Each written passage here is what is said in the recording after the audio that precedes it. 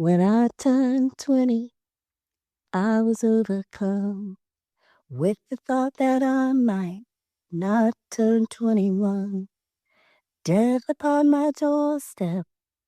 If I took one more step, there'd be nothing left of me except these songs. And my father told me, Noah, you don't know where you're going. Just stand still. Soon you will. Pretty words, pretty words. But this episode is not about pretty words. It is about standing still. Oh, yeah. What's up? My name is Ray with Gabriel Ray, a place and space for life and business tips from this creative soul to hopefully inspire you on your journey, or at the very least, provide you with some laughs. And so let's get real. Let's get real about stillness. Craving real advice? Tired of feeling like every other small business owner or solopreneur is raking in the dough while you just seem to be raking? Secretly looking for a reminder that starting your own business is not as glamorous as others make it look. Whether you're looking to change the game in your relationships at home or at the workplace, you've come to the right place. My name is Ray. I went from corporate America to running my own small business to becoming a solopreneur. I'm a professional actor and, dare we say, a professional busybody, because this body is about to be busy all up in your biz. So let's get real. It might seem a little strange coming from me, given that for those of you who are not new to this channel, you might feel that, she seems to have a lot going on. Um, and, I want to live a life where I have lived. I don't want for my years on earth to be the majority of that time spent watching TV or scrolling or wishing, wanting, oh, if only I could have, right? Um, and that's a personal choice. So there are some people who take great joy in watching TV or scrolling. Like that brings them great joy. And so to know that they spent the majority of their life watching TV or scrolling just seems like, but I spent my existence, the majority of my existence in great joy. So that sounds like a life well lived to me. And I don't knock it, right? If that is great joy for you and you're able to live a life feeling fulfilled doing that and hopefully contribute somewhat to human existence, society as a whole, maybe through acts of kindness or I don't know. I don't know what you do. Uh, I mean, I guess don't be like some evil pirate sitting on a treasure that you didn't even get yourself. Like you stole the treasure from someone else, okay? And you are not nice to anybody and you try not to even talk to anybody. You're like, I'm going to be completely alone because I don't want anybody trying to take my treasure. And so you're the pirate and you're alone in your cave or ship or something with your treasure. And then you're watching your TV and you're scrolling, and that brings you great joy. Well, you stole that treasure. So what? You haven't contributed anything good to society other than the fact that you breathe and you're helping oxygen, carbon emissions. I don't know. I guess my point is live your life in a way that makes you feel like you're a good steward of your time. Yeah. Yeah. I'm not here to define that, but for me, being a good steward of my time means doing a lot of things. Now, to be fair, there are some things that I do that I'm like, oh, I don't really want to be doing that.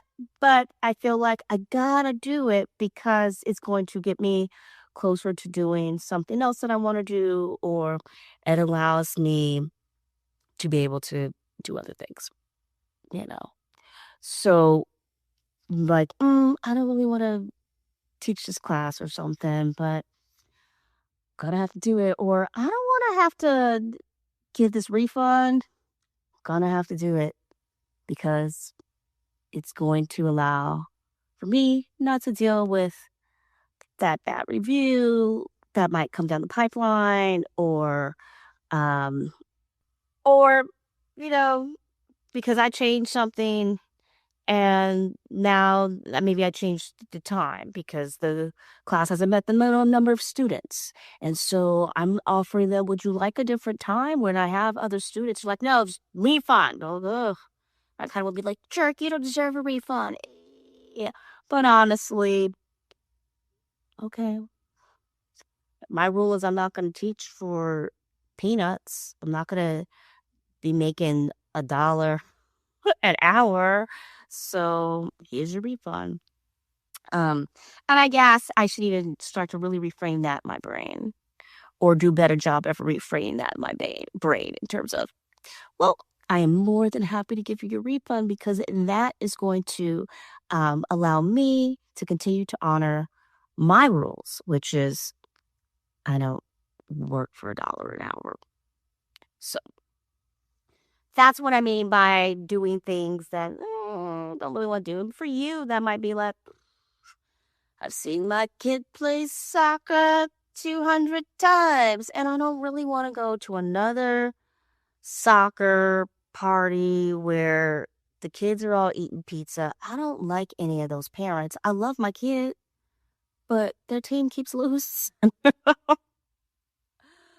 But I know my kid wants to go to the soccer party, so I'm gonna do it. Right? It's gonna make my kid happy, right? That parent could reframe it in the brain of, I am so thrilled that even though my kid's team keeps losing, my kid is really stoked to go to this party. So I just love that I get to take my kids to this party.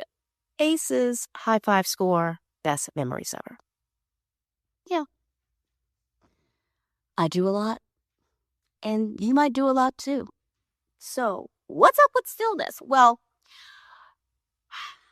I have been doing a lot of house sits in California, and California has really nice weather. And so it's, unless you're dealing with like the holidays, a lot of people don't go away for months. It's just not, they're like, no, the weather's fine here. All right, I'm good. I'm good. Um, and getting long house sits in nice places can seem like a huge task. So there's been a lot of moving from place to place to place. And that in and of itself does take a toll. It does on me. On my car.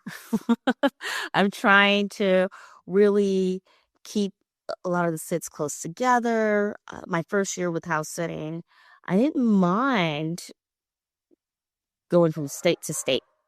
But traveling from state to state also impacts my work, my work. I have to be able to keep track of time zones and um, the amount of travel time as well. If I'm trying to factor in flights into the my schedule, that means that's time that I am not working and generating money through that work. Um, if I have to do a long drive, I really get a little frustrated when I see house sits where someone wants you to come, like on a Tuesday or Wednesday in the middle of the day. And I'm thinking, you may be retired, and so you're going away, and you get that cheaper flight during the week.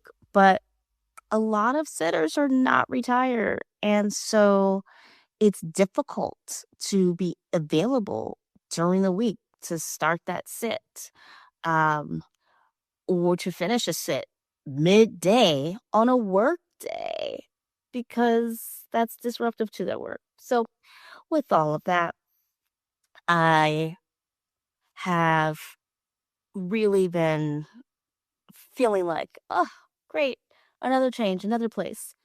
And there have been a number of sits where it's only 4 days, or maybe it is a week, but the parking is insane. And so it's really a hassle to get all of like my bathroom basket and my suitcase all into the apartment along with the material that I need for work. So maybe I just bring two things with me into the apartment.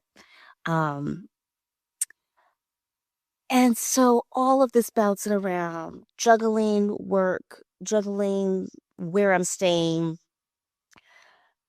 it's definitely left me feeling like, "Ah, I'm rushing," and I've enjoyed these house sits, but it wasn't until recently where I was actually had a house sit where, the I could tell that the couple really it took a I could tell that it took a lot for them to just feel good. That was just the impression that I got. Like, they were really sweet people, but I got the impression that maybe they were one or more partners was possibly recovering from something or had a past history of something, um, and just really worked hard to create a space where they felt encouragement around them at all times. That's great. Um, so I could not knock them for the things that made the sit less ideal for me, like, "Oh, I'm stepping on kitty litter." Well, um, y they probably can't afford one of those Rumba, vacuum things, and they've got mats to catch kitty litter, but y they probably also didn't think to sweep right before they left as well, and not everyone was raised that way. Um, some people were raised that way, but it takes more energy that they have to do that action of sweeping. And for some people, they're just oblivious. They just don't notice. So, with all of that being said, um, I didn't shower for a couple of days. Like, I was looking at the towels, like, are these clean towels or not? And then to get over to where to the laundry, I just can't be bothered. I would rather just not shower. Um, and I'm just gonna be having to figure things out. And after I left that house sit, because the parking was all over the place, um, enjoyed enjoyed, the pets, whatnot. But I was so thrilled to go to the gym and take a shower. Like, that gym shower just felt like the most amazing thing ever. I was like, "Yes." I haven't been to the gym in about a month because I've been in these different locations where my gym isn't even near some of these house sits. Um, or the parking's so crazy that leaving my parking spot would just be a disaster.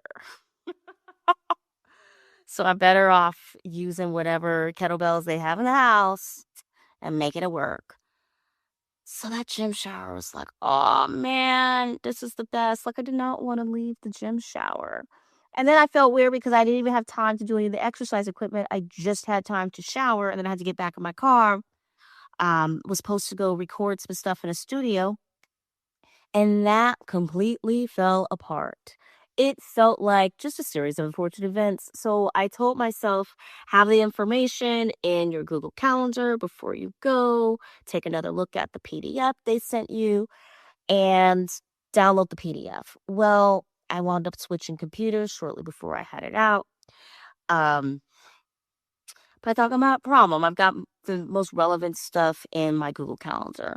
I had the address, but lo and behold, when I got to the address, I couldn't see the garage. I couldn't see a way to get in. So I'm trying to get on my phone onto this website, and the website is not open on my phone. It's like it's telling me I'm not a human. It's loading so slowly. So then I turn my phone into a hotspot and get out on the computer, and I'm like, do I have this PDF on the computer? Okay, I think I uploaded it to my Google Drive. Well, let me go ahead and just get into my Google Drive. I don't remember the name of the document. Great. Okay, let me get into the website from the computer, which did work, but it was loading really slowly. So it took me over 20 minutes. I even called my mom. I was like, I need you to get on your computer. Like, I'm thinking I might have to tell her how to get into my account to then give me this information. But lo and behold, I got the information. There's this dog barking at me, and I'm looking at this document. It's got all these arrows and pictures. There's nothing looking like the place I'm supposed to find. Someone comes out to quiet the dog, and he's like, oh, yeah, you have to go in the back alley. And I'm like, what? The back alley? Make this story a little bit faster. I do make it around the corner. My class starts in 2 minutes. I could not get into the space, even though I went to the back alley. I wound up like in the driveway on the ground teaching this class. And I was lucky it was a very warm day. I was lucky that the internet in the back alley was much better than the internet that was on the other side, like the front side of the house. Of course, I could not connect to their internet. There was no internet information given to me. I later find out that there was a code that was around the corner of some drain pipe and on the side of the building that had no number in this back alley. And I'm like, gracious, what on earth? And so I'm like, I can't do this anymore. And I cancel my booking. And so all of that is just, I wound up finding a park to teach in that had blazing fast internet. And I was like, yes, this park. Ooh, is I could teach over here any day of the week as long as there's light outside. I mean, I was loving that park. I'm like, too bad I have to get into my car and go to this house that's supposed to be nice. I'm loving this park. And so that shower at the gym felt great. And then the shower at the house felt even better. I found myself taking all my bags out of the car. I'm like, oh, do I really want to take these bags out? I mean, I'm only here a week. I'm like, take the bags out, reorganize your stuff. You have shampoo. You didn't even get to shampoo your hair at the gym. You can shampoo your hair here. And I took my time shampooing. I took my time in the shower, and everything felt good. And then I said, okay, you got to get online. You gotta work. You gotta make some money because I missed out on some money the past few days. Got to make some money. So you know what? I'm going to be still just for a minute longer. Just for a minute longer. And recently I discovered a podcast, Think Like an Economist, which I'm really enjoying. These bite-sized nuggets. I'm so glad these episodes are short because if they weren't short, I might not succeed.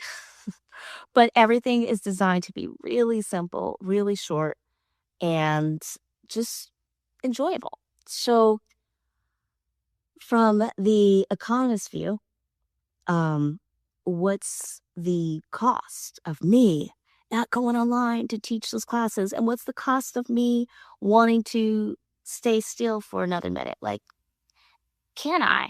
How much would it cost for me to stay still for a minute longer? And when I say stay still, I mean, how much would my peace cost? And part of me wants to be like, priceless. My peace is priceless. But in taking the time to pause, to stop running, even though you got a million and one things to do, or even though you feel like a million and one things are happening, right? Like that whole fiasco of trying to do the, the studio. Sometimes it's good to just stay still and just know, you know what, something's gonna work out. Now, some people might be like, oh, trust in God. And I say, trust that if you keep trying for the right thing, if you keep trying to reach your goal, then sometimes you will do more harm than continuing to rush or push. Um, think about if you were wanting to build a house. You wanted to build a house and you had your wood and your hammer and your nails and you knew you had to finish this house before the next storm. But you haven't slept in over 24 hours. You're starting to drop nails. Um, some of the wood looks a little warped. Some of it looks like it might even have termites. Are you actually making things better by continuing to build this house? Or do you need to take a pause, drink a cup of tea, coffee, juice, soda? Don't drink a Red Bull and keep working on that house. You're going to have all kinds of problems with your house. So the beam going to be all crooked and stuff. But maybe if you just take a pause and consider, what are my other options? Or just do something else for just a minute. Just do something else. Like, I really need to finish this house. But you know what? I'm going to take a minute to just feel the wind against my face or look up at the stars. And then, with that little mental shift, now I can rethink, okay, do I have the energy? Am I getting a second wind to keep working on this house right now? And trusting that I'm not going to use the beams that are warped or the wood that has termites, but I'm going to go work on installation right now or something. Or do I feel like doing any more work right now would be a bad idea? I need to wait until morning and I need to get some more wood when the store is open. So right now I'm going to sleep. That's okay too.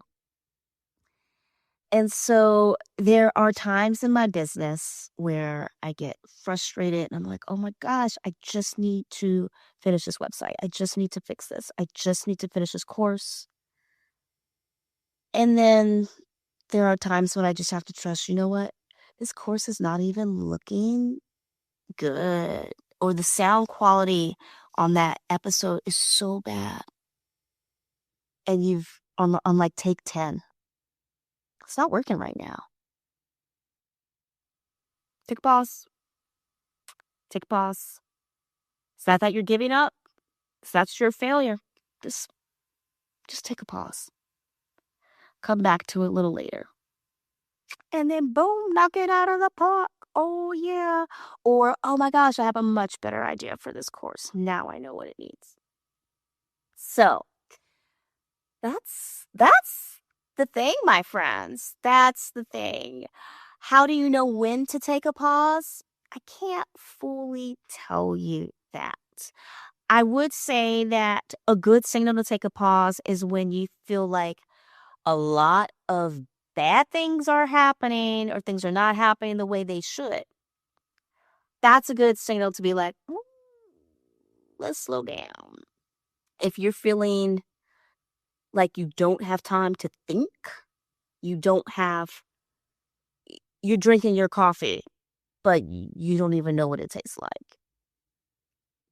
That might be time to take a pause. Yeah. Or you haven't seen your friends in a while, you're just feeling cranky. That might be a good time to take a pause. Maybe. Maybe. Okay, but maybe your friends have just been not available. Or maybe you just like being cranky. All right, my friends. Well, I hope you found this somewhat useful. I am going to go finish my pedicure. And then I'm going to go online and do some work. Because this pause has helped me feel like, yeah, I'm going to love working today. Oh, yeah, it's going to be fun. Until next time, peace. Thanks for listening. If you think this podcast would help a friend, then please feel free to share it with them. If you want to check out some more Real Ray or just see me hang out with cute dogs, then feel free to visit me over on YouTube. Get Real Ray. 4273.